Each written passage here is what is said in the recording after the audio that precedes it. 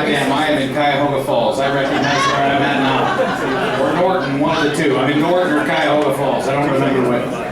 All right, our next act, I absolutely love him because I think he has the best last name on the planet. He's also here all weekend too, by the way, and he was the winner of one of our amateur contests that we have on Tuesday night. So if you ever thought this would be fun to do, come on out on Tuesday night. They'll give you a couple of minutes on stage. Again, his last name's the best. Please welcome Bill Sporck. Bill.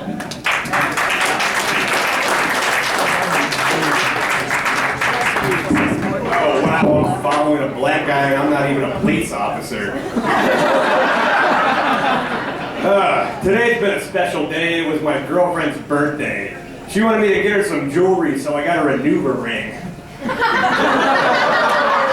Yeah, the Nuva ring really comes in handy. Like, if you're not ready to give her the wedding ring, you can just get her the Nuva ring. You can still get down on one knee. And she's like, oh my God, I can't believe you're doing this. Well, how else do you expect me to get this in your vagina without being crouched?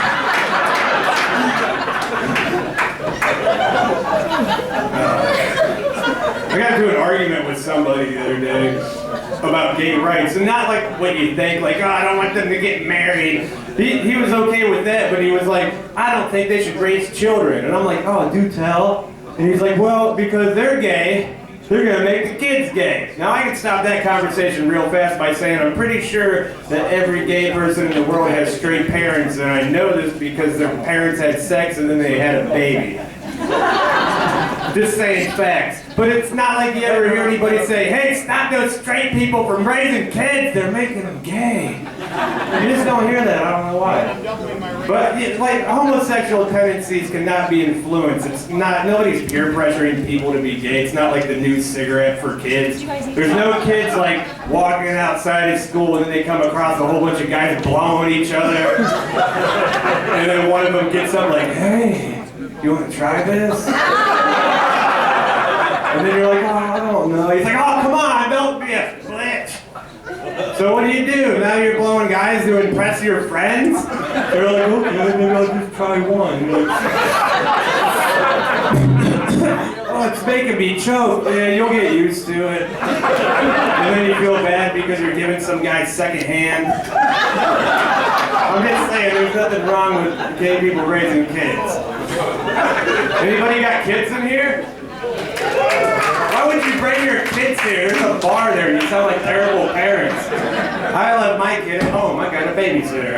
I'm responsible. I got a 3-year-old. I can't wait to tell him to do chores. He's always making my life a racket. He'll be back talking to me like, why do I gotta do chores, Dad? Maybe because you owe my penis 9 months rent. I don't know if you know this, but my penis and you used to be roommates when it was quickly evicted. It was almost homeless. I was just lucky to have a helping hand.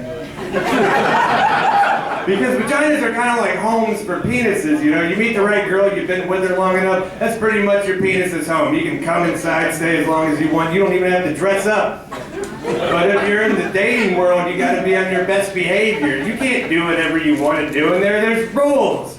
And you definitely don't want to make any messes, because if you do, 9 months later, the situation turns into more like a timeshare. You're trying to figure out why you're paying so much money when you only get a weekend visit every so often. And on top of that, there's some other guy there when you're not. But even if you do find the right vagina to move your penis into, I still only recommend renting, because after a while that home's going to decrease in value. It's not going to be the same. But hey, you signed the papers and now you're paying for it for the rest of your life. Vaginas are expensive. You miss one payment, your ass is on the street and that pussy goes up for auction. Then some new guy comes around thinking you got a deal on a used vagina, like, sure, there's a lot of space in here. That's the thing about vaginas, after they get used up, they don't fit anymore. They're like old socks. And then you got black guys that think they're so much better than white guys because they got bigger penises. So they think they're picking up a trophy when they get a white girl. No, you're just getting hand-me-down socks. It's time to take this pussy to the Goodwill. Oh, they won't accept it because it has a hole in it. I know, it sounded a little bit racist, but I think every white person's a little bit racist and doesn't even realize it. Like, you ever reach your hand into a fresh loaf of bread? The The first thing you do is grab that first brown piece and move it to the side. Like, what are you doing in the front? Get to the back of the loaf with the other brown piece. You're blocking all the white pieces. They're so much better. You know what they say, once you go weak, that's all you want to eat. Thank you, you guys have been lovely. My name's Sporck.